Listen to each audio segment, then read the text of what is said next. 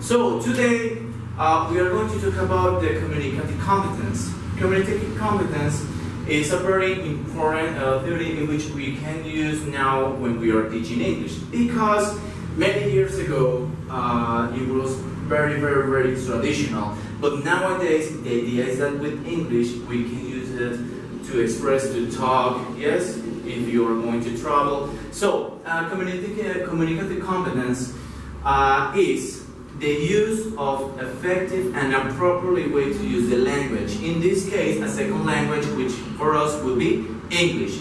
Now, for example, communicative competence, according to Uso and Martinez, they explain the next, the discourse competence, which is compounded for four different components for the four skills. The skills that we use is speaking, listening, reading, and writing skill. Okay?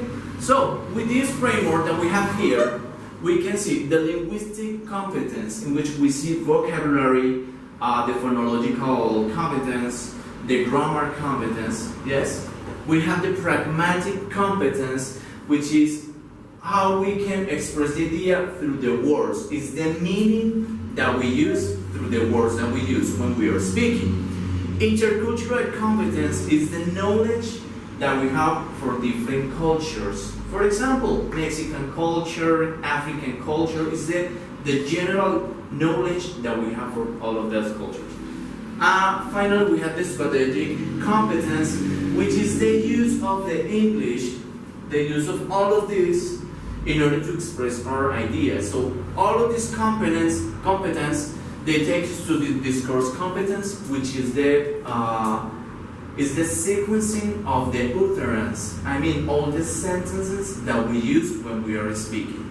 Now, since we are talking about this and that we can use it for the four components, for the four skills, listening, speaking, reading, and writing, how can we implement this? For example, in listening, let's start with listening.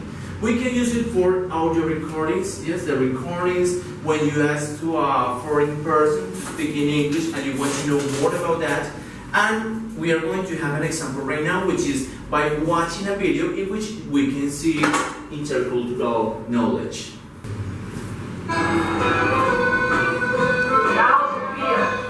Sorry.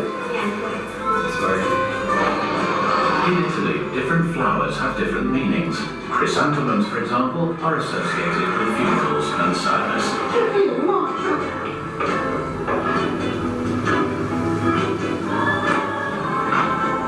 At HSBC, we never underestimate the importance of local knowledge. Okay, we were talking about some strategies to teach communicative competence through the listening. Now, how about speaking? For example, how do you practice speaking? Sometimes I'm repeating while I am listening to the CD. Okay, very good. But another good strategy to practice speaking is to speak, to practice, to have some conversation with people, for example, from the United States. A different strategy to practice some of the competences is with role playing. So we can have some students practice having them making real scenarios about misunderstanding, or supposing that you are, for example, from Japan and you are from the United States, and you have different interactions to compare what are the customs or different points of view depending on their cultural backgrounds.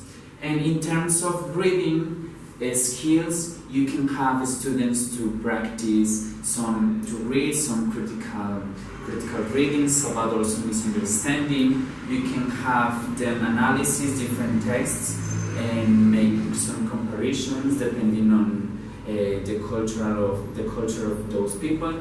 And also in writing, you can have students write some description or some stories.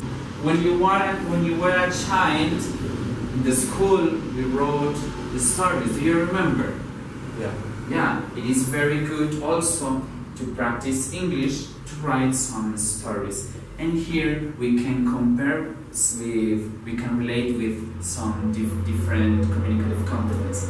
And in terms of reading, we can have student designs, write some emails with different people from different places, and that's it. Finally, as a conclusion, it is important to include the 4 skills in order to not only enhance the communicative teaching, the communicative speaking, listening and writing, but also to have students learn the different cultural aspects from people from different places. Thank you very much.